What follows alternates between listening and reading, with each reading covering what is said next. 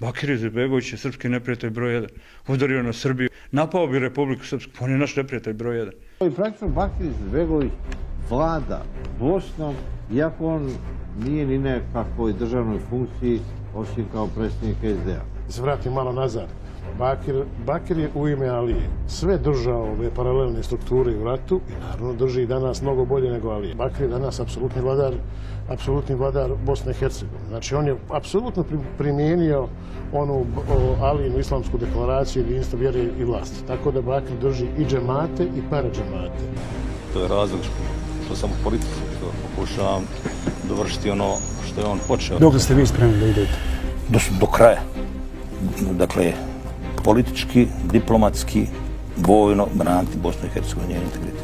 Jeste li spremni na, ajmo reći, najgori mogući vid obrane? Dakle, naravno, jesam. I nema nazad. Ako se budemo vraćali nazad, može im se desiti da se vratimo u vrijeme kada nije bilo Republike Srpske.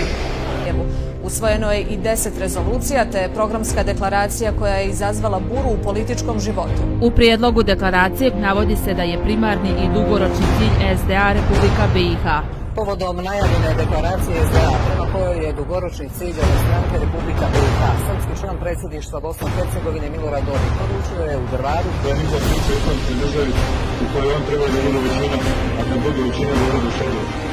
Regionalno uređena Bosna i Hercegovina, te regije bi bile bazirane na logičnim principima, teritorijalnim, istorijskim, saobraćajnim.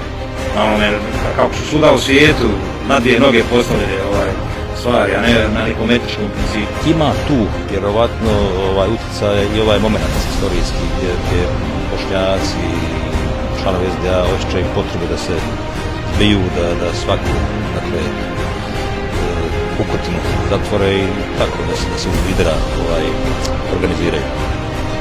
Kažu, ako ćete vi zagovarati Republiku Bosnu i Hercegovinu, oni će odcijepljenje. Kako gledate na to? Znate šta god kažem, gospodin Milorad Dodik spomenuo odcijepljenje.